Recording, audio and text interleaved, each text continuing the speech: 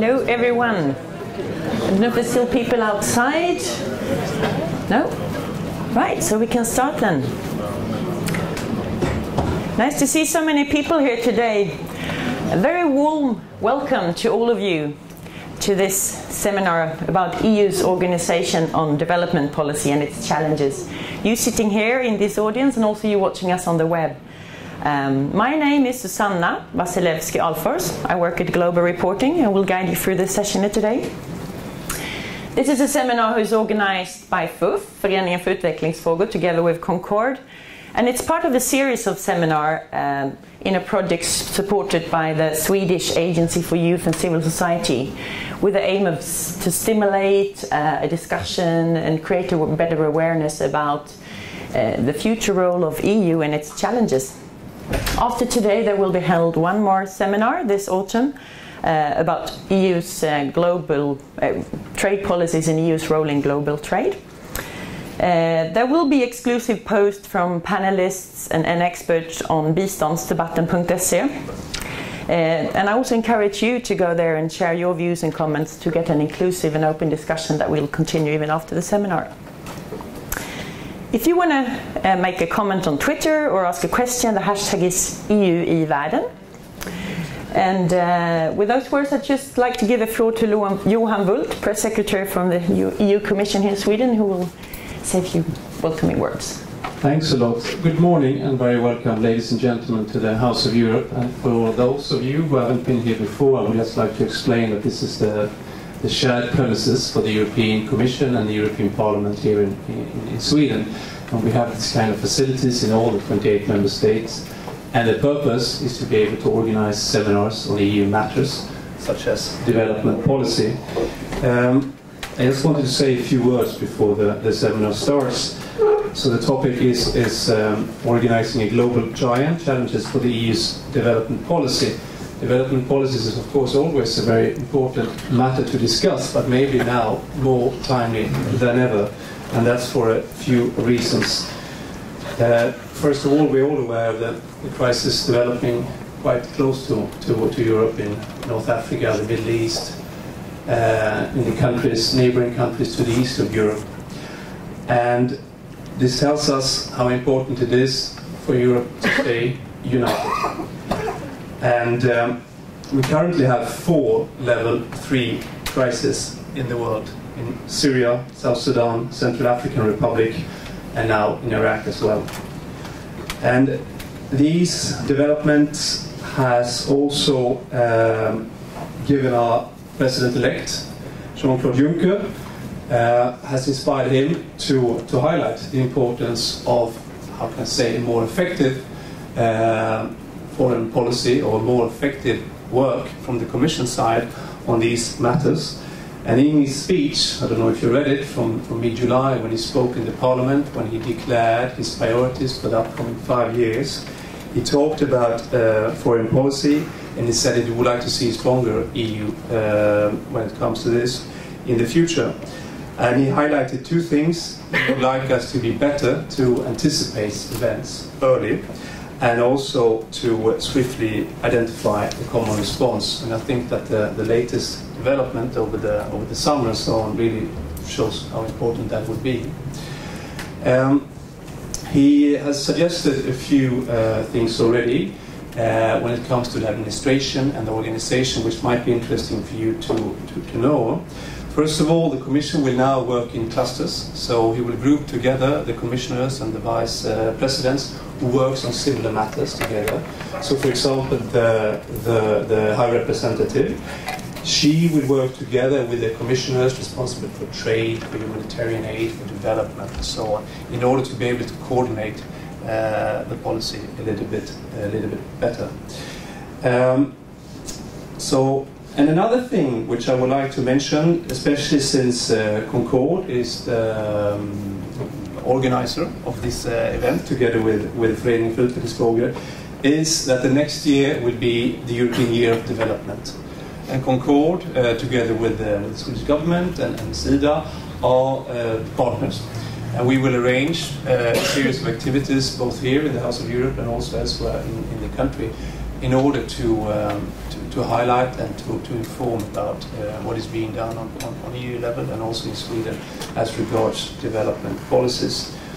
Having said this, I would like to stop, and I hope that you will have a really interesting seminar, and I'm looking forward to listening to the panelists today. So you're very welcome to the House of Europe again, and have a very nice morning. Thank you. Thank you, Johan. Yes, the European Union, together with its member states, is actually the world's largest donor of aid. Half of the world's development assistance comes from here, which totaled 55 billion euros in 2012. It is also a central actor when it comes to trade or climate negotiations. So the actions of the European Union actually affects the lives of poor people in many ways. In recent years, EU has made extensive changes when it comes to the coordination and implementation of its foreign and aid policies. And a new body has been created, the European External Action Service, with the purpose to strengthen the EU's role on a global stage and make its external actions more coherent. But though we've created this new infrastructure to enable the Union to speak with one unified voice, the question remains of how efficient that's actually working so far, and is it possible to create an instrument, a good instrument for collaboration of foreign affairs, when there's so many different strong wills in the Union that might not even want to collaborate? These are some of the things we will discuss here today, together with a very qualified and interesting panel. Starting with Geert Laporte. He's the Deputy Director of the European Centre for Development Policy Management. Ingrid Wetterqvist from European External Action Service, and Marina Berg from the Ministry of Foreign Affairs, UD. You will also get a chance to ask your questions in the end, so please bear that in mind while listening, either if you want to do it here or if you want to post something on Twitter. Before I give the floor to Geert, I would just like to give a few explaining words about the European External Action Service, since we will discuss that and perhaps not all of you are familiar with it. It's EU's diplomatic service, launched in January 2011, as I said, with the purpose of strengthening EU on the global stage and conduct a common foreign security policy, GUSP in Swedish, and ensure that all EU activities are consistent and effective. And EEAS also, for example, handle the strategic work and planning of EU development cooperation programs. EEAS also has the important role of supporting and assisting the High Representative for Foreign Affairs and Security Policy, also the Vice President, who's been up till today Catherine Ashton. And assisting the EEAS is also the network of 139 EU delegations who represent the EU around the world. And the EEAS and High Representative are two major outcomes of the Lisbon Treaty in 2009. So with those words, I would like to give the floor to Geert Laporte from European Centre for Development Policy Management. Please come up here. ECDPM is an independent and reputable institution who wants to build bridges between EU and the developing world. And as a think, do tank, you are not only producing knowledge, but the main goal is, if I understand right, to link the policy in practice in European development and international cooperation. And our Swedish government also consulted you when developing our PGU. So you will give a few words about what's been achieved so far in making EU a unified actor and what challenges remain when it comes to getting a coherent policy for development. Yes, thank you very much, Susanna. It's always a pleasure to be here in Sweden, particularly with this very nice weather. And you said it rightfully, we are a think and do tank, so we are as much concerned with policy making as with the implementation side of policy making. Maybe an additional point about ECDPM. We are an independent, non-partisan type of broker institute. So we are not there to do advocacy, but we want to clarify the debates. We want to make sure that positions are coming closer to each other, between Europe and Africa, between European member states and the European institutions, between NGOs and the European formal institutions. So our role is essentially the role of a kind of an informal mediator. We don't have a mandate, but it's a kind of informal broker role. And we are, of course, very grateful to the Ministry of Foreign Affairs in Sweden, which is one of our long-standing supporters, almost 20 years of support from Sweden to the work of ECDPM. We are based in Maastricht and in Brussels. Now, let me just quickly glance through a few elements that I would like to raise. I have the privilege to be the first presenter, so I can maybe expand a little bit for those who are not entirely familiar with the issues at stake, because we risk to go into some technical debates. I first want to zoom out a little bit and make sure that we have a common understanding. So these are some elements that I would like to briefly touch upon.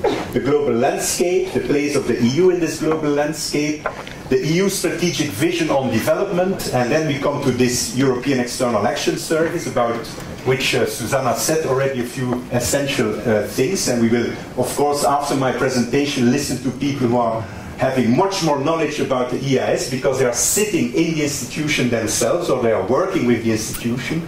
And then I will end with a few promising opportunities with the new European Commission, the new European leadership. Rapidly changing global landscape. We know that the geopolitics are changing very, very fast, and Europe is losing ground. I think that's the essence of the current situation at global level. The BRICS are coming up, we see an emerging number of middle-income countries, but at the same time you see a number of countries that are left out of this global world, an increasing number of fragile states, conflict-affected states, very weak state structures, high probability of conflict, increasing threat for the European Union, as we see these days with what is happening in the Middle East, what is happening also in other places in the world, the Sahel and in Africa, also even Ukraine. It's coming very close to our European borders. And Europe is not yet finding the right answer to all this. We see that our economic power is declining, our political power is declining, our demographic weight is definitely also declining. So we are witnessing a major shift in the world. This should have been 1, 2, 3, of course, but my system of my computer apparently did not take that. Now, what is the European Union? Still, we are the largest trade bloc in the world. We are still the largest donor of aid, but we will see later on that aid does not matter that much when you look at global politics. We have an attractive, value-driven model, very attractive to many people. Maybe we don't apply it always consistently, but our model of inclusive growth, participatory development, also our model of regional integration is quite highly respected worldwide. But at the end of the day, our weight is quite limited, and the EU is perceived to be a payer, largest donor, but not necessarily a player. And if you look at all global conflicts, Israel, Palestine, and so on, we are there to rebuild after bombardments have taken place, after the war is ended. We are the first to rebuild, but we are definitely not the first to help preventing the conflict and making sure that conflict can be avoided. And that's sometimes a very tragic type of situation. Now, what is our strategic vision on development? This has become more and more sophisticated in recent years. The debate has broadened beyond aid. Aid is not going to save the world. It is important, but it is not going to save the world. We have the policy coherence for development debate, which is extremely important, where Sweden always has been the forerunner. There was already a government bill in this country many, many years ago on policy coherence for development. What does it mean? It means that the effects of a whole range of policies should not contradict development efforts. So we should make sure that our trade policies, agricultural policies are in line with our development policies. And we have a number of impressive strategic documents. Europe is a champion of setting out strategy. We have beautiful, wonderful policy statements, top policy statements on everything. And then we have, of course, this Lisbon Treaty that gives more prominence to development, to poverty reduction, to policy coherence, definitely more political vision of development in Brussels and in the EU delegation. So that is our strategic vision. And on policy coherence for development, we are the only region in the world that has a legal commitment to promoting coherent policies for development objectives. The only region that is doing this. Individual member states, as I just say, also have promoted this concept of policy coherence for development in their domestic policies. And we see that we have policies in most states on policy coherence, that we have interinstitutional mechanisms, that we have a lot of knowledge generation on incoherent policies, but at the end of the day, in spite of all this, incoherences are still everywhere. We do not yet manage to put into practice what we preach, but we have moved a lot. Definitely, the EU is a forerunner in launching and promoting the debate on policy coherence for development. And then let us look at the role of the European External Action Service, because the EEAS was meant to be a typical type of institution that should ensure that coherence and that whole of government type of approach, strengthen the coherence between security and development, between migration and development, coordination of all the different components of foreign policy. And I think we have moved quite a bit in bringing a kind of comprehensive European vision on coherence to the outside world, particularly the fact that the EEAS is composed of EC staff and national seconded diplomats has favored the creation of a more common EU foreign affairs culture. And that is definitely a positive sign. We have a European External Action Service also in the delegations, in the embassies of the European Union, where you have both Eurocrats, so to say, and national diplomats of the different member states. That's a fantastic move towards developing a more common European approach. But if you look a little bit behind the facade, behind the nice text, behind the nice strategies, you see that it is not so easy to deliver well on all these nice promises of the Lisbon Treaty and all the different types of documents on policy coherence. Difficult to combine the responsibilities of a double-hatted High Representative who is Vice President of the Commission and who also, of course, represents the Council. It is very difficult for the EEAS to oversee all policies that affect developing countries, because the EEAS has no competence on important policy fields such as trade, climate, energy, economic affairs, agriculture, environment. All these domains have external implications.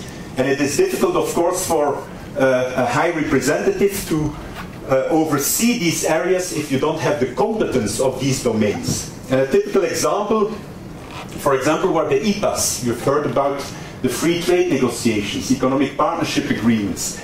At a certain moment, the Commissioner for Trade, de Gucht, wanted to push these EPAs and wanted to move forward on this. But Mrs. Ashton knew very well that this was going to spoil the party at the EU-Africa Summit beginning of April of this year. And so it's very difficult to come to a compromise between, on the one hand side, Commission that has community or responsibility for this community matter, trade, and then the higher political interests of the European Union in the dialogue with Africa. Finally, we managed, and I think the European External Action Service played a very useful role in this, but it shows how difficult it is to combine these things. I think I'm moving a bit faster now. We need to find ways to stop some of the struggles that exist between the Commission and the European External Action Service. It's not always clear who does what and who leads. There are duplication of efforts, turf wars. We can come back to this in the discussion. And if you then look at the management of EU development cooperation, you see that you have two institutions that come very close to each other when they have to manage EU development cooperation. The Commission formulates policies and implements. The European External Action Service allocates and programs. And this leads, and it also has to ensure, of course, that there is coherence of EU external action, and it also takes the lead in the political dialogue. But these fields sometimes overlap, and it is not easy to have a clear role division that is accepted by everyone. Let us look now at the new Juncker European Commission. We will have hearings as of today of the new commissioners, of all commissioners. This will take some 2 weeks. And then we will have most probably by the end of October a final confirmation vote. and the new College of Commissioners will take office as of the 1st of November. The new Commission, that's the big question. Is it going to have a more effective global, a more coherent global and development action? It was said by the introducer this morning. I think there is a big potential there. The Juncker Commission has 7 vice presidents, and these will work according to clusters or teams of commissioners, which will help to break down the silos. So Federica Mogherini, who is the High Representative and also the Vice President of the Commission, will be coordinating all commissioners involved in external relations. So she will take a stronger coordinating role on all these domains that affect the relationship of the European Union with the developing world. So this is quite promising. It's a more whole-of-government approach. I think we are moving. There's progress, so we should be very positive about this. Commissioner for International Cooperation and Development, the Croatian Neven Mimica, is this evening at 18:30 presenting to the Parliament. The hearing will take place today. His role is definitely a role that is also important, but it will lose weight if you look at development from a broader global perspective. Still, he will be responsible for post-2015 MDGs, for the preparation of post-2020, post-Cotonou, strengthening EU-Africa partnership, and so on. Now, there's no shortage of EU reform attempts, but that stopped halfway or that never get anywhere. I don't know where this picture is taken, but it shows a bit how nice roads to change can sometimes be blocked. So we need to make sure that we can translate these political ambitions into practice. The European Union needs to find a better match between its value-driven agenda and its interest-driven agenda. It will never be a perfect world. We will never have that perfect reconciliation between values and interests. There will always be contradictions. But we can still move a bit further into reconciling these two strong elements of the European Union, values and interests. The long-term development objectives should, of course, not be subordinated to other, more short-term external priorities and interests. And the whole security situation at this moment in the Sahel, in the Middle East, the upcoming terrorist groupings in countries like Nigeria, Al-Shabaab, Somalia, and so on, they point to longer-term solutions. We should not dream that bombarding terrorists, how cruel they are, will solve the situation. We need to work long-term. We need to strengthen that nexus between development, between stability, security, and long-term development. Without long-term development, there won't be peace. Let's be clear about that. So the development objectives should always remain also centerpiece of the work of the European External Action Service. And we should, of course, make sure that we have consistency in foreign and development policies. This is my last slide. Let's also be very clear about this. If, as European Union, we speak through different mouths, and if each of us, also member states, develop their own foreign policy, believing that you can make a difference as Sweden, as Great Britain, as France, as Germany, then I think that we will all sink together. We are in a world that is changing so rapidly that even the UK, that sometimes believes that they will still stand out as a superpower, that in 20, 30 years there will be no individual country that will still be a superpower. That's a reality. So we better join forces and make sure as European Union that we speak through one mouth, also in the interest of the developing world. Thank you very much. Thank you very much, Geert. So, just to conclude this very interesting presentation, would you say that aid has somehow, so far, become more efficient with these new initiatives, or do you think that change is coming now with the new Commission? No, I think what has happened is that aid has become more political, and that's good. It's good. Before we were too much focusing on aid as a purely technical business. You do a health project, you do an education project, it's all very good, fantastic. But at a certain moment you need to look at the politics behind this whole development relationship. And at the end of the day, aid will not be able to bring development alone. It can trigger a few processes, but development needs to come from within. And we should use our aid much more strategically, hence a more political approach, hence the role of the European External Action Service as a supranational or whatever type of body that overlooks also this political dimension. Just a short question. You mentioned EEAS, and one of the first review was made last year and assessing its strength and weakness. One of the recommendations is that to increase the authority of EEAS and the capacity of their aid. What do you think has been the implications of this weak authority? Well, I think what we have seen now with the EEAS, with Mrs. Ashton, is that she was lacking to some extent leadership, but of course the member states also did not allow her to assume that leadership. And maybe a second element that struck our attention was that she was very much concerned with one dimension of foreign policy, the security dimension, far less with the development and other dimensions. Now we see that this development dimension in the EEAS is getting again more prominence, and definitely in the debates on joint programming, on policy coherence, the EEAS is playing more its part than it used to be in the past. But if you look at, for example, the travels of our High Representative to Africa, they were mainly related to security problems, far less to development issues. Thank you. We'll get back to those things later. Now I would like to give the floor to Ingrid Wetterqvist, Senior Advisor Democracy Support at the European External Action Service. She will share her views from inside the EEAS and its role and on its policy coherence for development. Thank you very much. Well, I wonder after this presentation what there is to add. What could I give that you haven't already gotten from Geert? But I realize sitting inside the institution, there is a perspective that maybe is slightly different. I want to convey to you things in threes.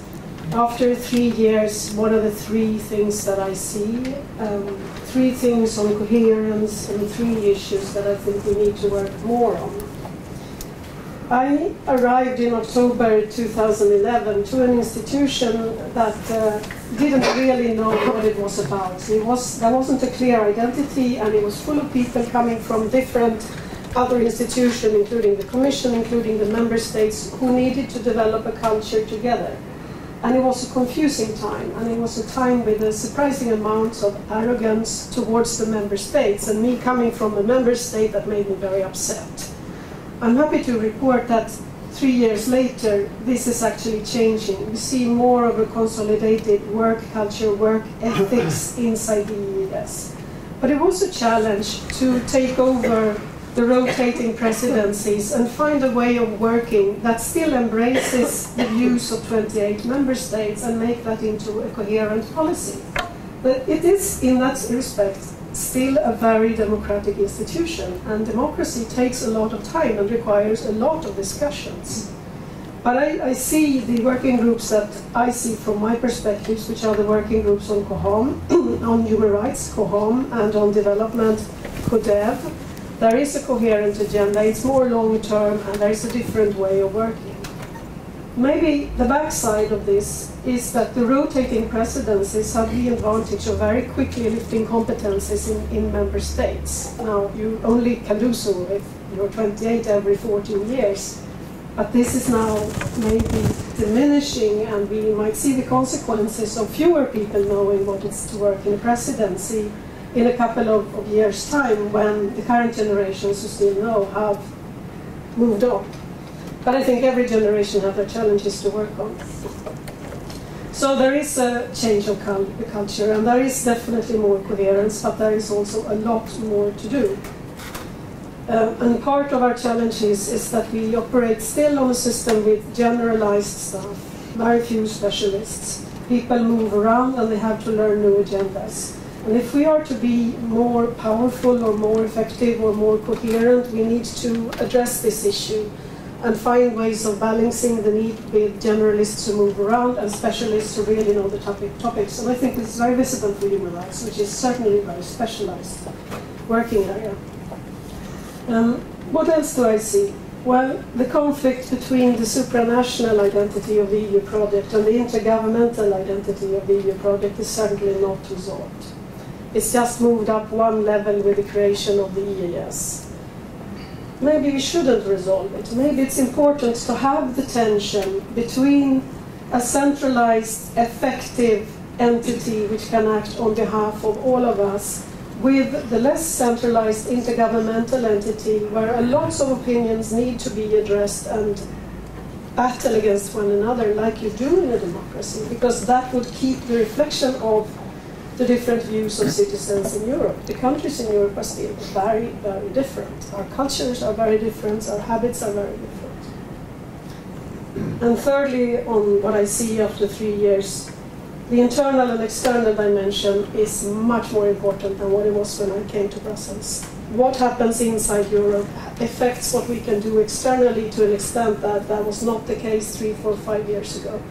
And the changes that are taking place in Europe, in particular after the financial crisis, but also changes in member states, like the constitutional changes in Hungary, raises questions from our outside partners as to who are we and what do we stand for, which were questions that were not raised before I joined the External Action Service. And life, in a sense, were easier then because we could trust that we were good people and we had policies based on values embraced by everybody.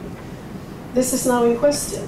This is a real challenge for the incoming Commission, and I'm glad that Juncker is taking it seriously. He's really up to some work there. Some issues on coherence. I am seconded by the Swedish government to work on Council conclusions for democracy support, and they were adopted in 2009, and they have been incorporated in the big action plan, strategic framework and action plan for human rights and democracy. And they're very much about coherence. The Council conclusions, the first action paragraphs, require us to work harder on coherence for democracy support. And democracy is pretty much at the core of our values in our external relations. It's in the treaty. You can go to Article 21, which is like the Bible. And let me quote, "Union's action on the international scene shall be guided by the principles which have inspired its own creation, development and enlargement, democracy, the rule of law, the universal and indivisible visibility of human rights and fundamental freedoms, etc." Whenever I think life is tough, I go back to Article 21. We have the mandate. But what we're supposed to do is to bring together work of the council groups COHOM and CODEB. And they relate to COHOM, EEAS, and CODEB more to the Commission than to the EEAS. Could you just say what is COHOM and CODEB for those? Council Working Group for Human Rights is COHOM. The member states meet there every week. And CODEB is the Council Working Group for Development Issues, where the member states also meet every week. These are supposed to debate and agree on policy guidelines for the implementation of foreign policy and of development policies, but they relate mainly to different parts of the institutions. And here is a coherence challenge, which Geert also talked about, between the Commission and the Commission's way of working and mandates, and EEAS and our ways of working and mandates. So, democracy support, we are running a pilot project in currently 12 delegations in all regions of the world, requesting our delegation colleagues to find modalities of marrying the political dialogue, where we are pursuing our values and our interests, with activities primarily through development cooperation, where the purpose is to empower the country to change its workings in a direction that we would find aligned with global principles on democracy and human rights. This is challenging because there are institutional belongings that come into play, there are cultural and working habits that comes into play, but it's like we are actually progressing because it's on delegation level where people have to cooperate on an everyday basis. Then you have to overcome your differences and you have to go deeper into understanding what they're based on. So, coherence requires a vision. The vision is in Article 21. It's also in the recently adopted decision to require us to work on a human rights-based approach in all our activities. And there we can make reference to the global structures of human rights, which is very helpful. Coherence also requires organizational solutions and division of labor. And Geert is right, it's not entirely clear between the EEAS and the Commission who has the lead and on what. And partly it's because it's not clear. Partly it's because we have different mandates and different perspectives. And partly it's about personalities, I'm sad to say, or maybe we are human beings, so we have these personalities playing into it everywhere. I think if you sit on an aid budget and you have mandates to deliver with your aid money on particular targets, you will develop a sense of policy and you will want to have an influence on policy. It comes with the job. Now, if you sit in the EEAS and you deal with the member states, and the member states' job is to move forward the policies, you'd like to have a say on what's going into the policy, and maybe you need to embrace more of the experiences that are coming out of development cooperation in order to do reasonable and good and effective policies. How do you marry this? We're trying to do this in this pilot project on democracy support. We try to work very closely between our colleagues in DevCo and also with the member states in these working groups. But it's not an easy thing. So, coherence, vision, organizational solutions, and the example I gave you on our pilot project. The issues for the future. The interest versus the values. It's a really difficult thing. It's easy to summarize in saying interest versus values. It's much more difficult to work through it. I think we need to be more vocal in our values. Even in situations when there is a hot conflict coming on. But that also needs us to know more about the interests, not only our own interests, but our interests on our partners. And I fear that maybe at the analytical and information collecting stage, we're not strong enough in recognizing that people that we dislike have interests, and we need to know more about them. Just a hypothesis. I think we need to work on our language. The EU has strengths and weaknesses. We tend to talk a lot about our weaknesses. I would like to hear more about the strengths. Is it so bad to be a payer? I'm not convinced. If we're not a payer, who will be a payer? Is the world only going to consist of players, or will there be an entity like the European Union, which is actually quite wealthy and it's not a threatening entity to others? We don't have expansionary ambitions. It's actually going the other way around. People want to join us.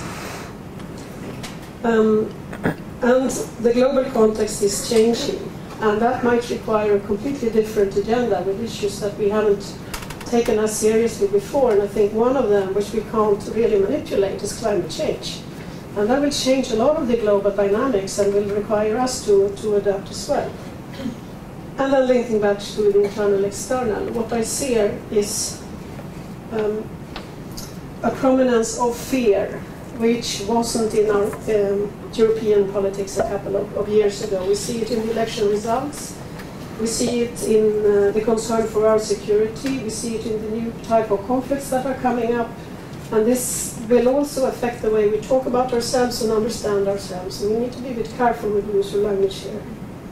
I think it serves us better to have an approach of cooperation with the rest of the world than to have an approach of competition. But that's my approach, and I'm not an elected leader. Thank you. Thank you very much, Ingrid.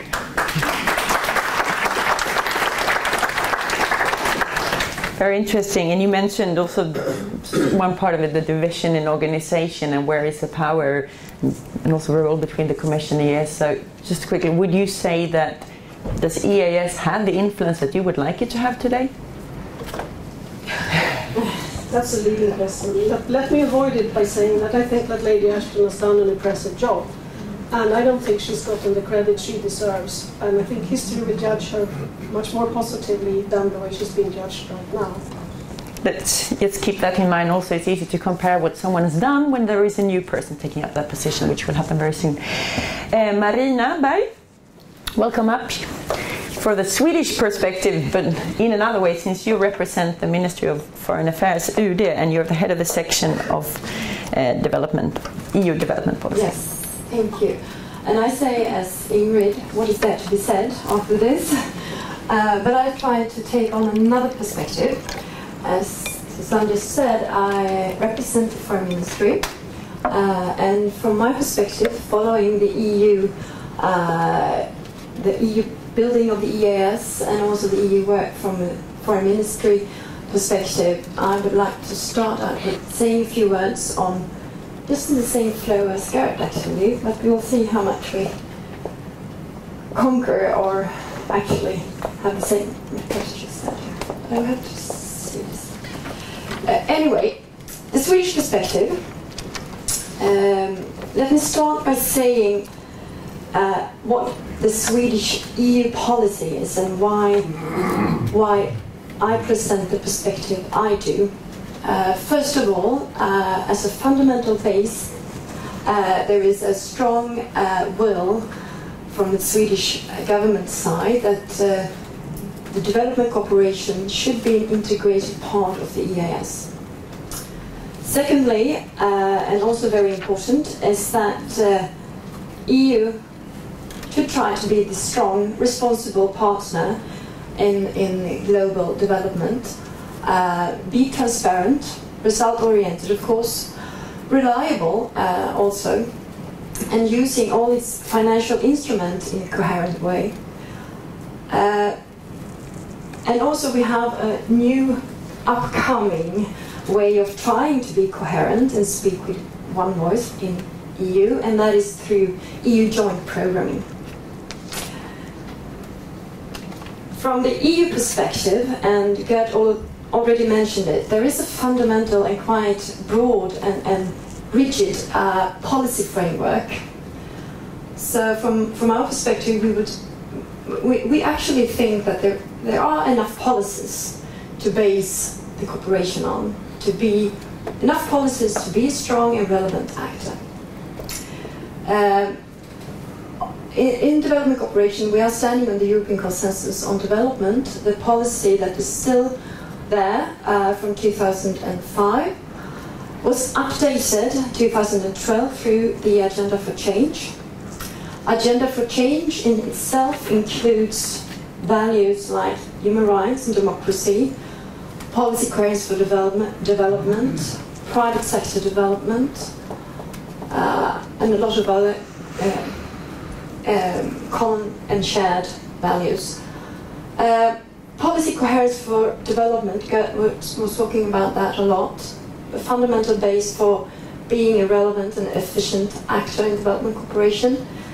Comprehensive approach hasn't been mentioned yet. That is more or less a method of being coherent.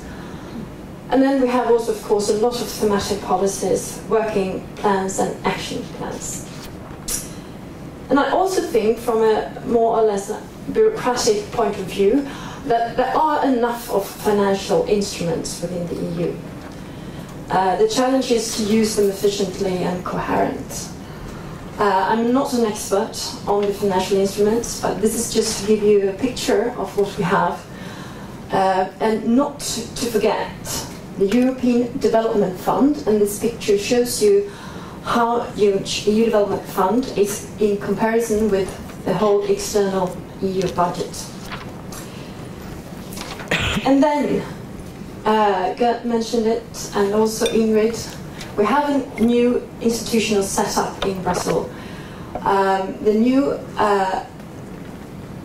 High Representative, Mogherini, she will take office, of course, quite soon, 1st of November, and then the new commissioners are also soon taking office.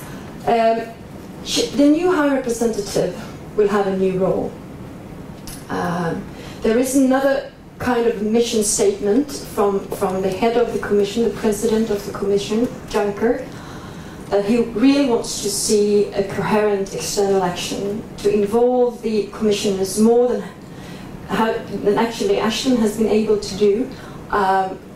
So, as Geert mentioned, the High Representative and Vice President of the Commission, Mogherini, will have the duty to try to coordinate the 4 commissioners for external actions, and that is the Commissioner for Development Cooperation, Mimica, the Commissioner for Humanitarian Aid, Stylianides, and the Commissioner for Neighborhood Policy Enlargement, Han, and also the Commissioner for Trade, Malmström. These 4 commissioners will meet once a month, together with headed by the High Representative Mogherini. This is a good start to make better use of the institutional setup that we have had for actually 4 years, more or less, not really, but in theory anyway. And as Ingrid also said, Ashton has done, I think, a fantastic job trying to build the EEAS from actually being nothing. But what we have seen also during the last 3 years is actually the shortcomings and what is also needed. And thankfully also Juncker has seen that. So to end up, of course, there are still a lot of challenges. And let me start by saying, to present to you 3 statements. And that is, as I said before, no need for new policies. The policy framework is there. No need for financial instruments. No institution, and also finally the new institutional setup is there, giving us hope that we will be more coherent, flexible, and work comprehensive. But the challenges, or questions rather, will there be a political will? And when I talk about the political will, I mean the political will from the member countries, and I also mean the political will from the new commissioners, and also the High Representative, to work smoothly and act together coherent and comprehensive. Secondly, about confidence and credibility in the European Union. It's not only what we deliver when it comes to development cooperation, it is also how well we handle our economic crisis within Europe, and secondly, how we handle our neighborhood. And then we can deliver and be a real actor on the global arena as well. And then finally, what Ingrid also mentioned, the human factor. Do we have the right persons on the right chairs, the right places? And it goes from the top, from the High Representative, down to the EU delegations. It's much about personalities. And then finally, to conclude, we have conditions there that should make it possible to strengthen EU, or make EU a strong global actor. And we have a responsibility, not for Europe in itself, but for the whole world and all people.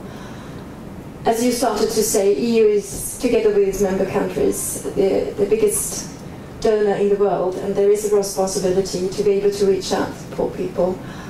And there are conditions now to be more efficient and also to improve EU speaking with one voice. And one example, as I mentioned, is EU joint programming. And we can come back to that if you have any questions on that. But we haven't really yet seen the results of the new conditions, the new institutions, the new policies, and the financial instruments are being used efficiently and coherent. So hopefully we'll see each other again in 3 years or so to discuss this further. Thank you. Yeah, I look forward to that discussion. Right.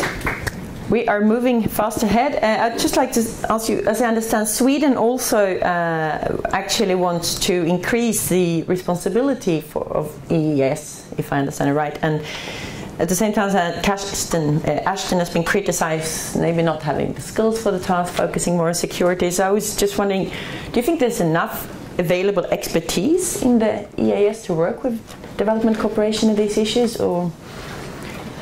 To be honest, I think that EEAS still has to be, it is still a new body, and the people working in the EEAS was former people working for the Commission, and well, there are rooms for improvements when it comes to skills, but it's also a matter of cooperating well between the EEAS and the Commission to share the skills to share the skills between the EEAS and Commission and also between the member countries. Do you think this will work better with the new organisation, the Commission working more in teams and less in silos?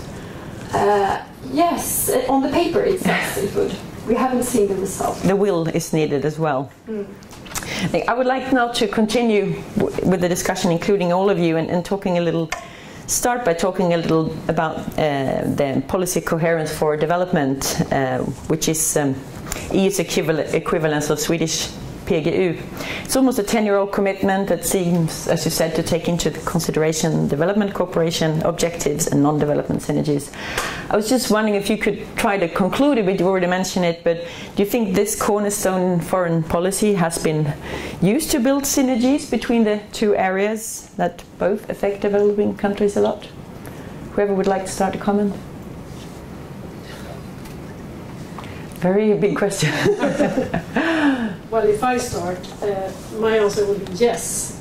And I would say that the Swedish EU presidency and its Council conclusions on democracy support is a concrete example of that ambition, doing what is needed to lay the foundation and then requesting the institution to continue the work. And then adding the resources, since I'm seconded, I am an added resource. And we are progressing on these issues now. That is, of course, a very small element in all that needs to be coherence, but it's one element. Do you have a concrete example where, like, that people would have heard about, where actually EU managed to speak with one voice, both, including both perspectives?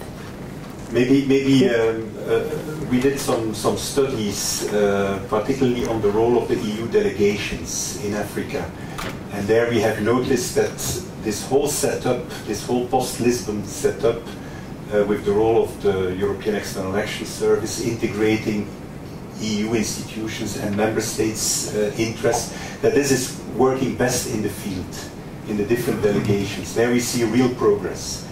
The member states are relying much more on the work of the heads of EU delegation. The heads of EU delegation in the past were more technocratic types of persons managing aid, but now they play a political role, and there we see that there is really something changing. More probably than in Brussels, but in Brussels it's also changing. I think the stories that we just heard are quite positive, but in the field it's most visible. Still, I understand, despite this agreement made on the European consensus, the development statement, based on the aid effectiveness agenda, because you mentioned the countries, the delegations around the world, there's actually very limited coordination on aid in cooperation countries, and EU is not seen as a strong player there. And I suppose this is mainly because the member countries don't want to take a common stand. What are your views upon this challenge? But you have to see this always in a longer term perspective, but even there we see a lot of movement, including by the work that is being done by Sweden, for example. Sweden took an initiative on joint programming recently, so as to make sure that member states sit together and jointly discuss the country's situation in certain countries, that they don't come up, each of them, with their own analysis and with their own programming envelopes, but that we try to do this more jointly.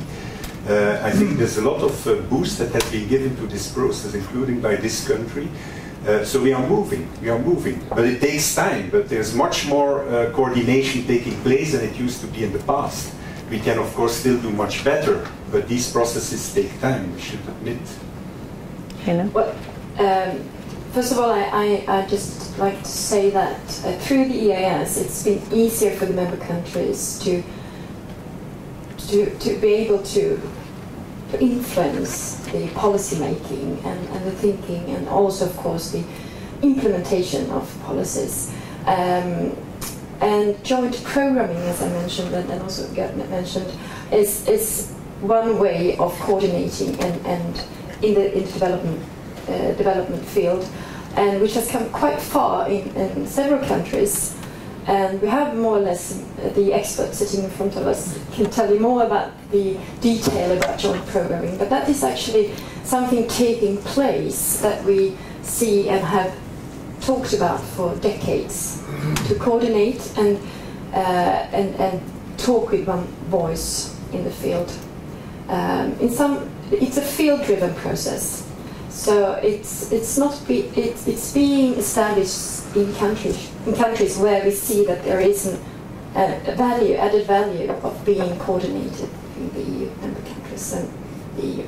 But on overall perspective, would you say that EU has, and since we talk about the changes in organisation looking a couple of years back, would you say that EU has strengthened its role as a global actor on the development arena, or is there still a lot of work to be done to get there?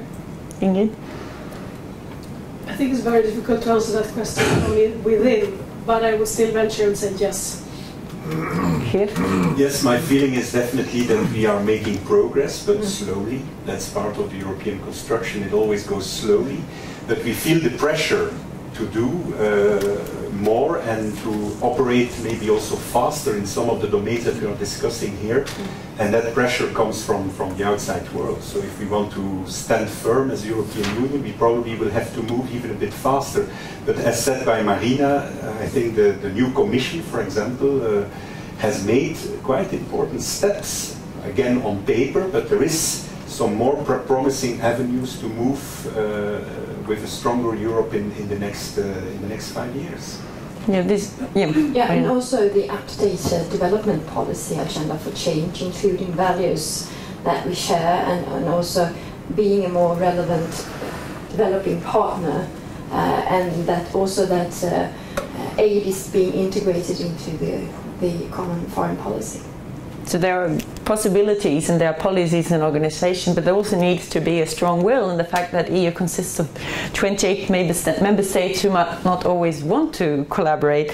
How much of a big of a problem is that? Is it possible to get all the member states who want to speak with one unified voice when talking about development and being part of the European Union, or is that never going to happen? I think $1 million question. Yeah, sorry that maybe you wanted to come in, but my feeling is that we have at this moment still a big problem, of course, not only to speak with one voice, but also a problem to speak in a coherent manner, and that is what developing countries notice all the time. As the European Union, we don't have, for example, a clear answer as to how we should deal with a country like so-called developmental states like Ethiopia, Rwanda.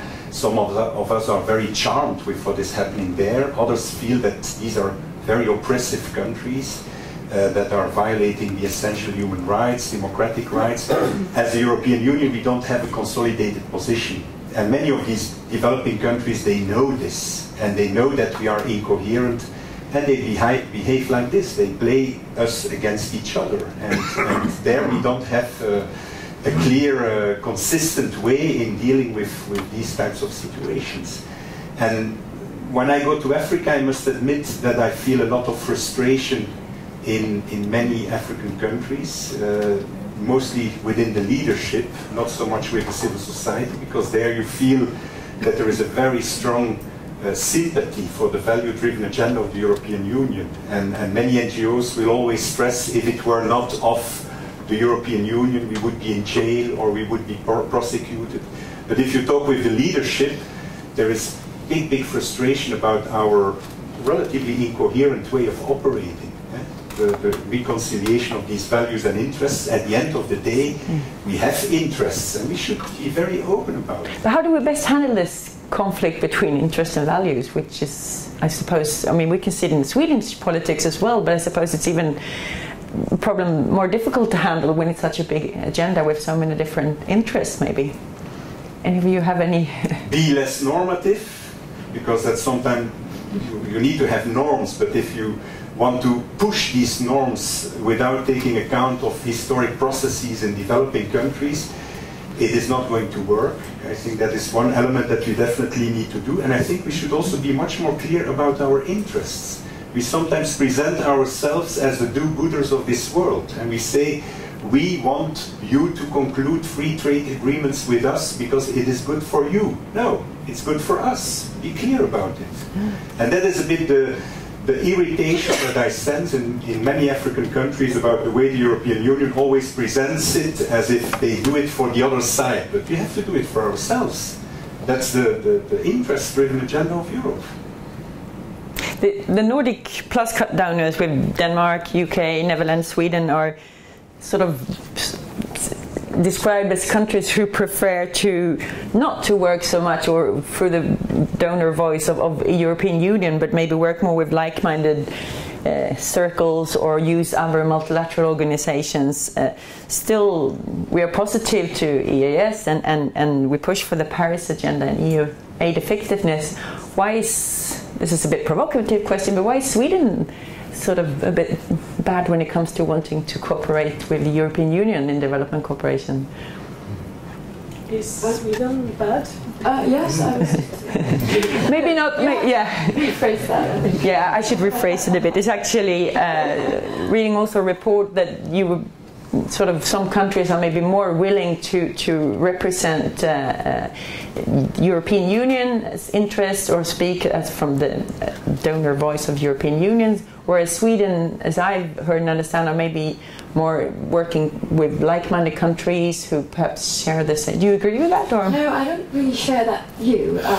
We work with like-minded, we work with the Nordic countries, Nordic Plus, Ireland included, sometimes Spain included, and then we call it Nordic Plus Plus.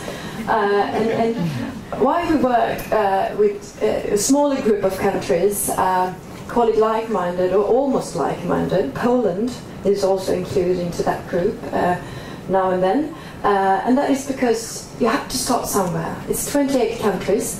And then take, for example, the development of the agenda for change, the updating of the EU consensus policy. We were starting to work together with UK and Denmark on policy coherence for development, for instance, in order to get some support for the Swedish policy views and positions to be able to influence the whole group of countries, of 28 countries. So that's why we still work in this small group of countries, Nordic Plus, Nordic Plus Plus Plus, or whatever, in order to be able to gain support from the whole group of countries, of 28 countries. Do you agree with that, Ingrid, even if you're from inside? I think that we have to recognize that the countries are at very different stages in terms of specialization and knowledge, and we have a very professional developmental core of specialists, and they are respected. But some countries consider Sweden to be too far ahead. And the European Union has to operate on the smallest common denominator.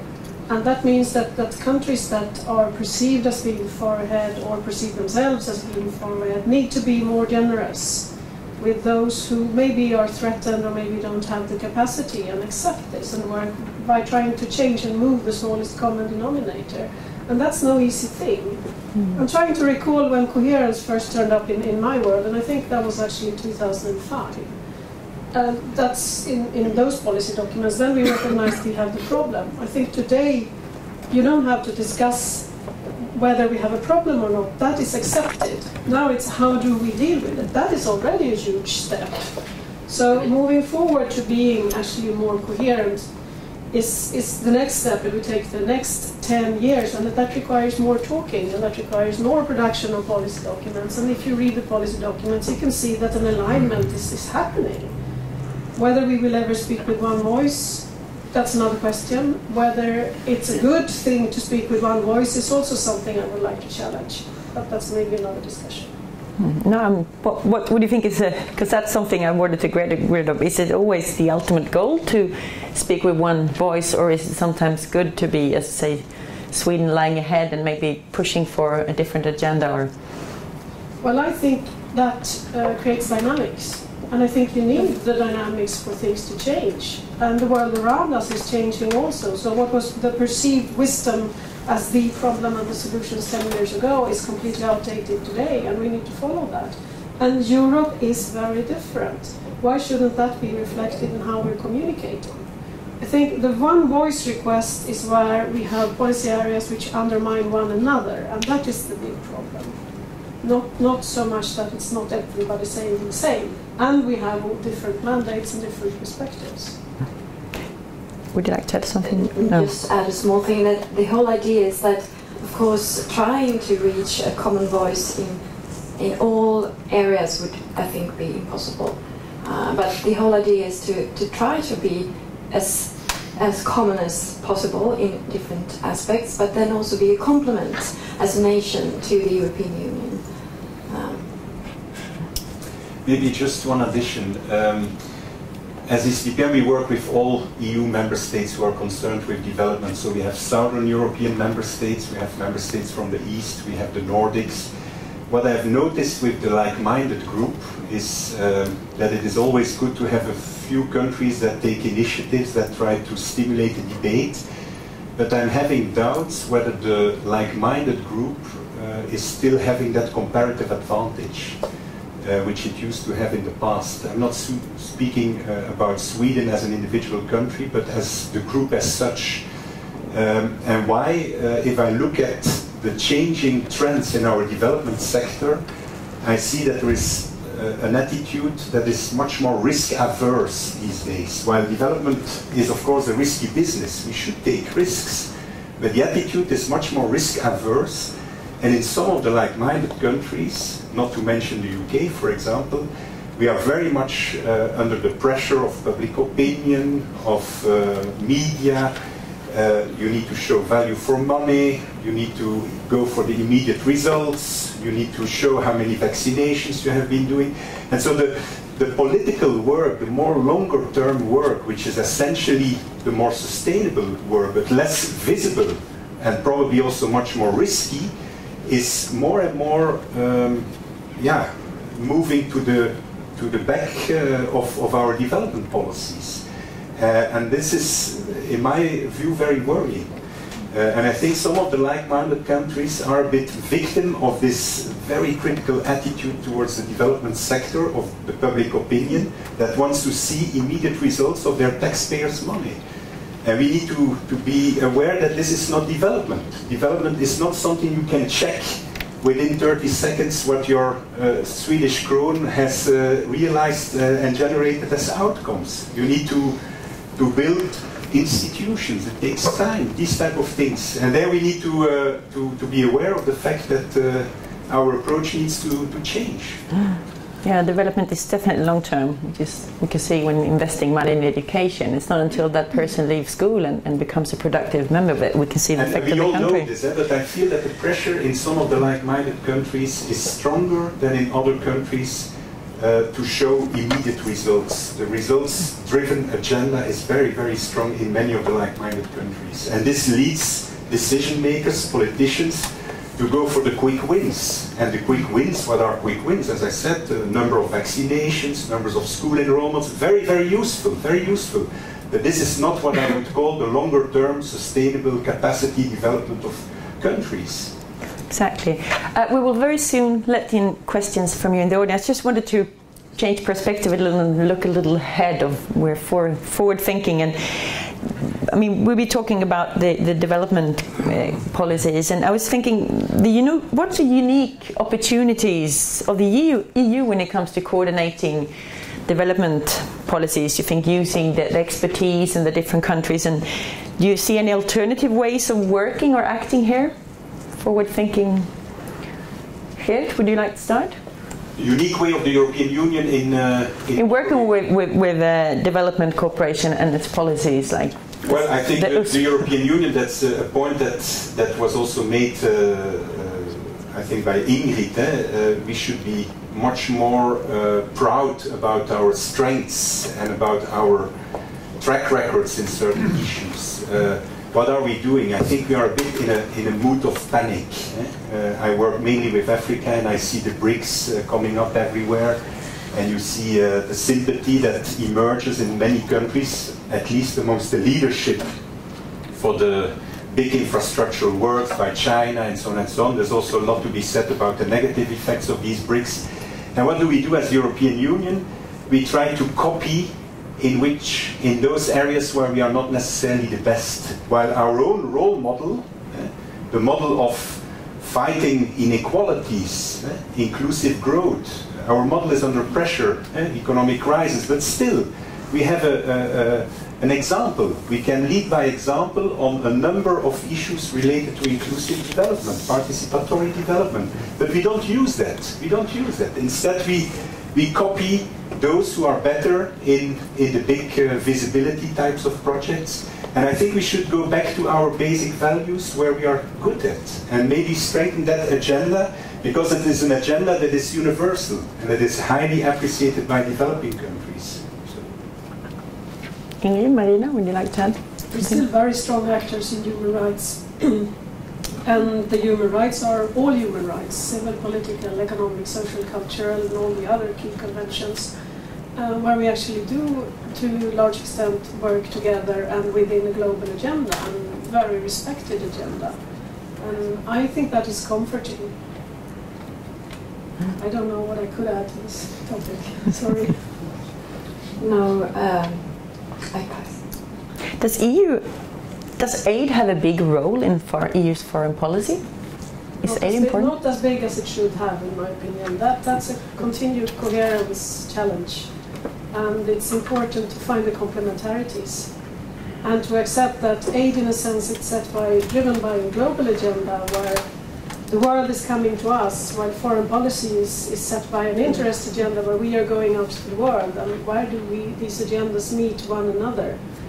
That is sometimes conflictual and sometimes where we will find the solutions. And that's why I raised the issue of climate change, because that is not an issue that is going to be driven by one of us. It will be imposed on all of us to find common solutions to them. And that will be really important that foreign policy and development, the instruments in development, work close hand in hand.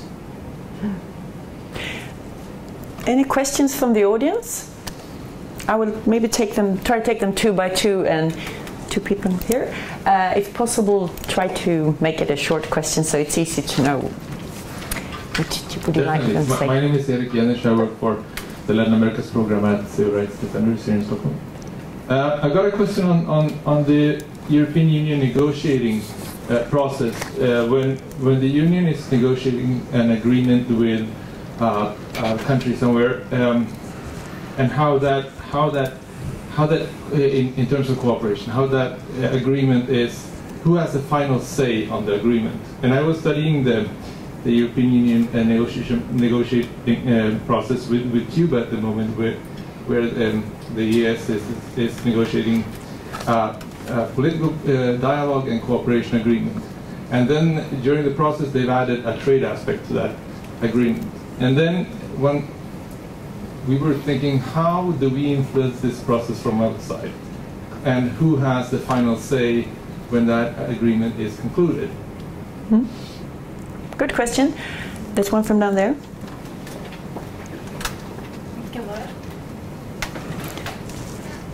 Okay, my name is Lennart Wolgemot.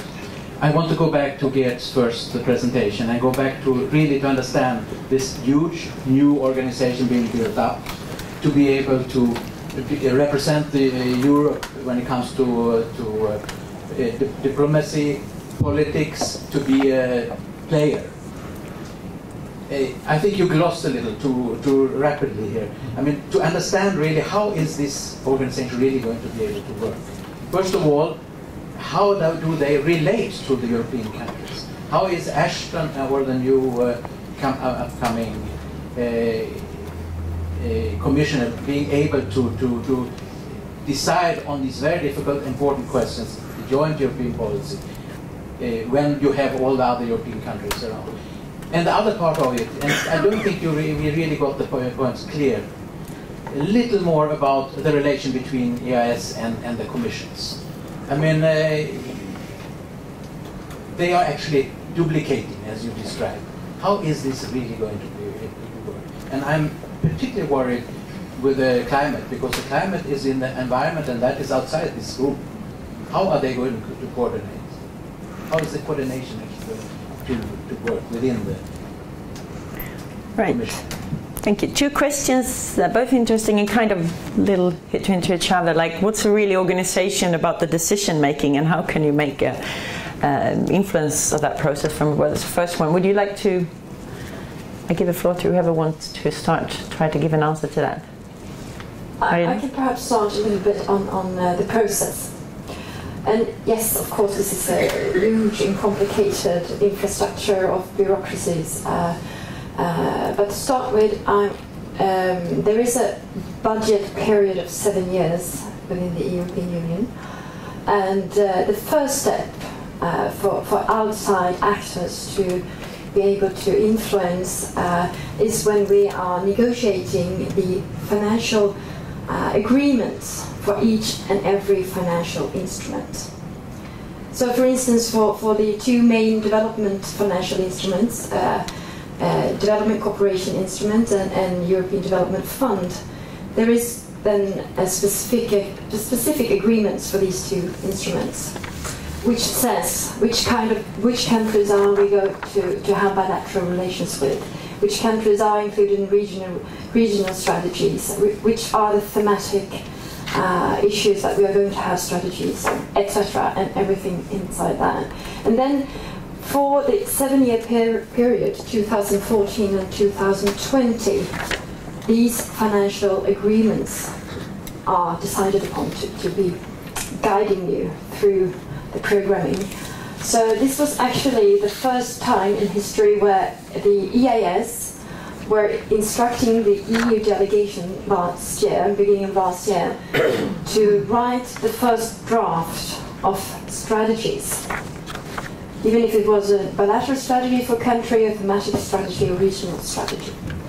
These strategies are now being decided upon in Brussels by the committees, but they are actually, the first drafts are being present in the field, and that is where the consultation with external actors should start.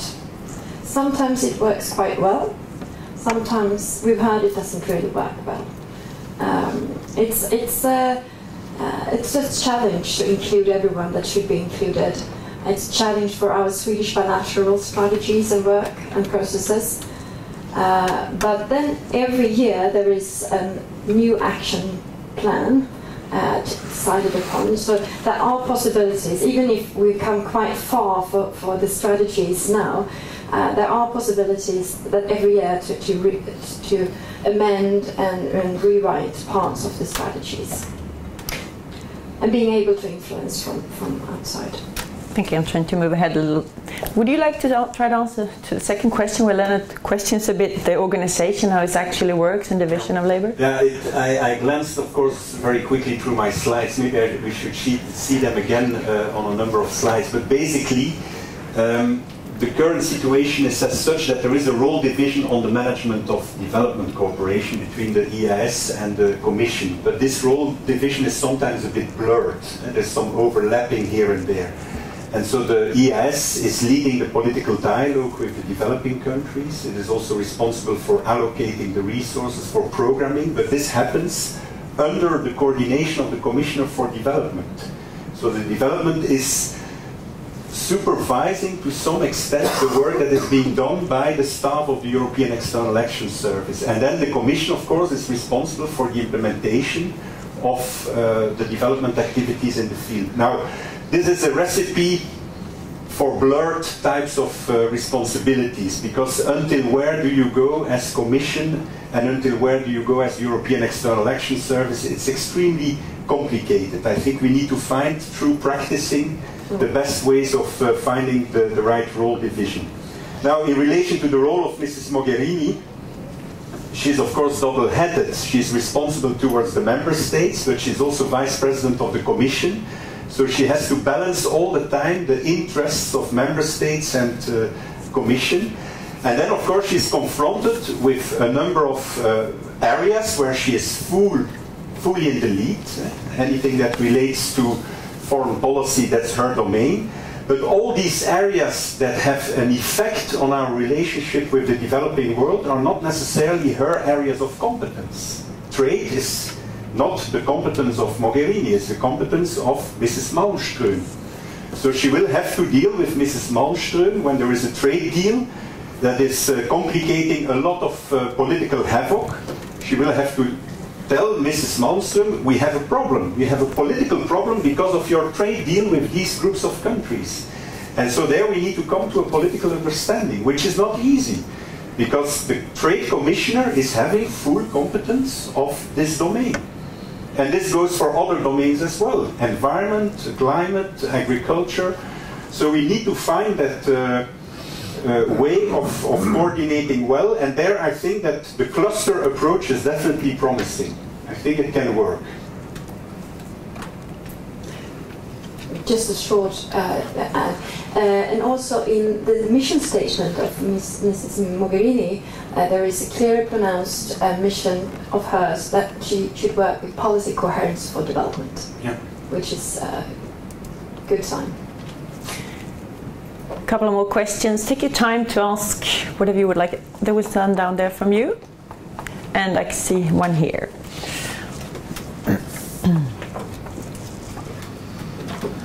My name is Berg.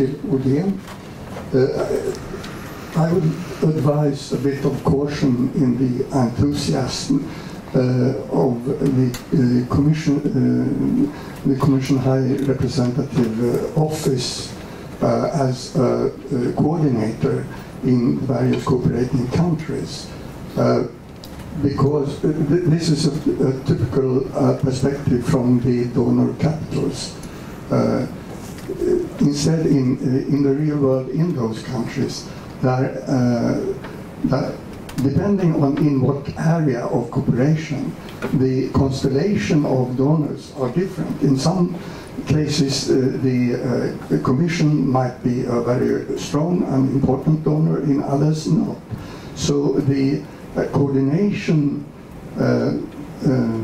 role, as it is now very often in many of the, for instance, African countries, should go to some of the biggest donors with the highest stakes in just this area and with the best local competence, rather than going to the economic, the Commission's office.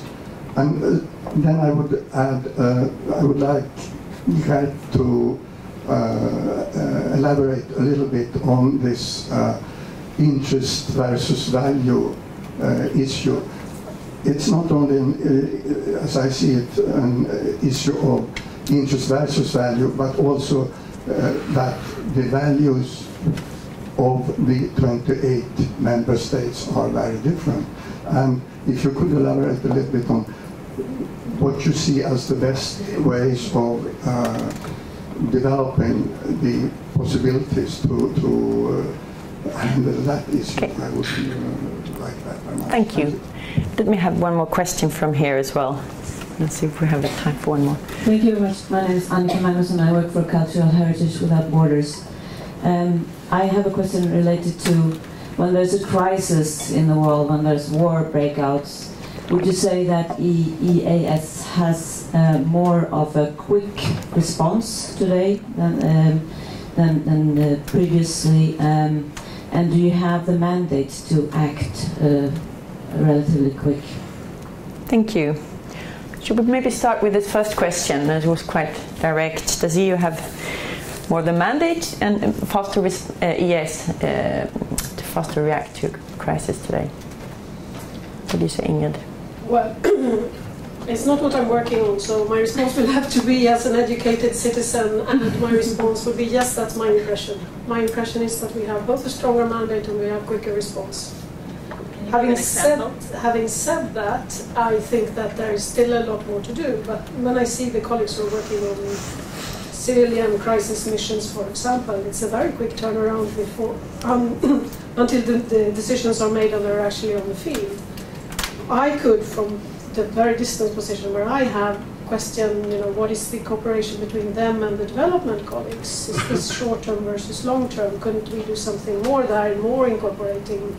But this again would be a coherence discussion. So, since we still have crisis in this world and we're not good enough to stop them from not happening, we are still doing a better job today, in my opinion, than what we did. Do you agree, Geert? My opinion. Outside perspective? I do agree, even though it's not even my competence. You go, but I agree. Yeah. I think I agree as well, yes. But more can be done, or because there was something about maybe we're a little bit too enthusiastic, so there's still a lot of work to do, or Is EEAS using its competence as its best today, or? We would like to see, of course, the European Union that is more, that is faster in taking decisions, but we know how the process works. The process is a process that involves so many actors. You also have the European Parliament. We didn't talk a lot about them, but they have a decisive role on many of the issues that we are discussing here.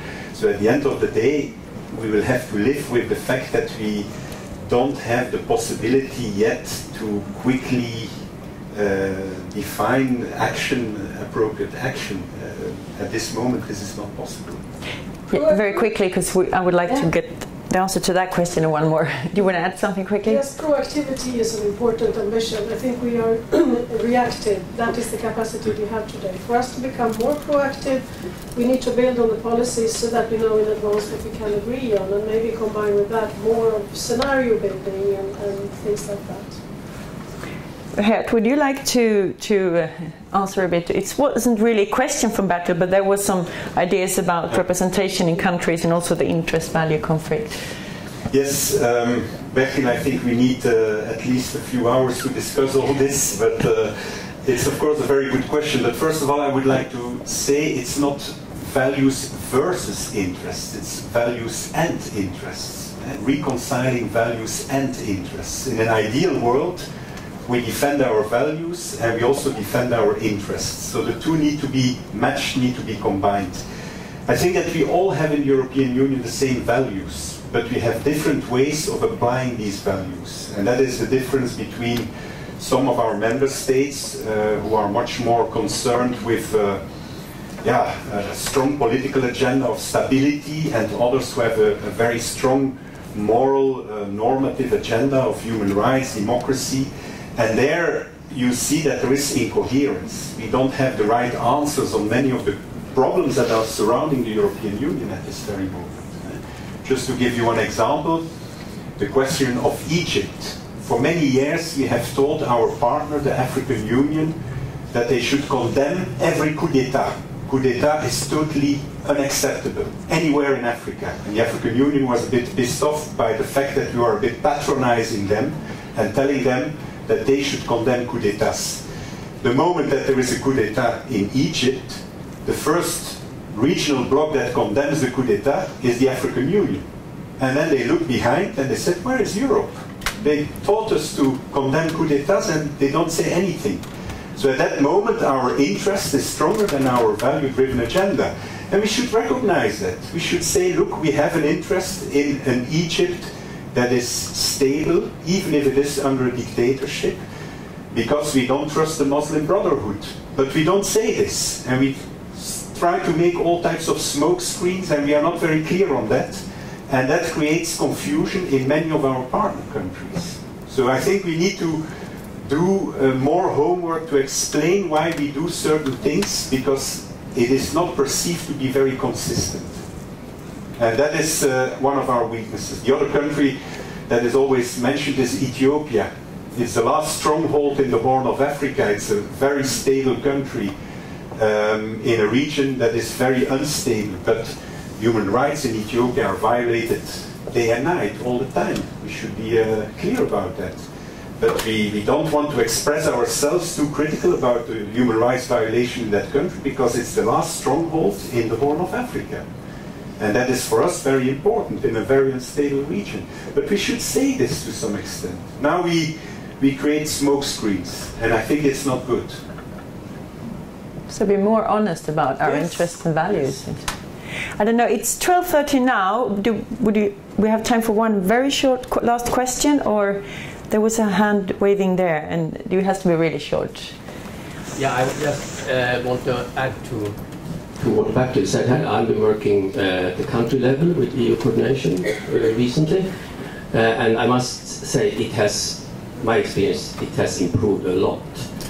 But there are still problems, of course, and I have maybe a question also about this joint programming, which is now said to be the solution, but it's not so easy, and if Marina has some comments on that, because my experience is, okay, it's rather easy to agree on an analysis of the country, but to really agree on a division of labor and to adjust our bilateral cooperation to a joint programming. I think that we are far from that. Not even Sweden is prepared to do that, I think. Quick answer. What do you think? Do you agree, Marina? I don't have an answer. I just can assure you that it's not easy, and it's just as you say. You have to adjust it to your bilateral ambitions, and this is actually a discussion of values and interests. Coming back to the same question. So it's not easy. It's not easy, and I think that would sort of summarize the discusun here today. The will is there. The will is there. The will might be there. There has been a lot of things achieved so far. There's still a lot of problems remaining, and we can see different conflicts. But are you positive about the future or not? Definitely. Yes. Okay. Yes. So with those words, unfortunately there's more questions here, and I really encourage you to continue the discussion on biståndsdebatten.se. Use the hashtag EU-världen. And thank you very much everyone for joining us here today. I hope you enjoyed the discussion, and see you hopefully at the next discussion about the global trade later this fall. Thank you. Thank you to the panel.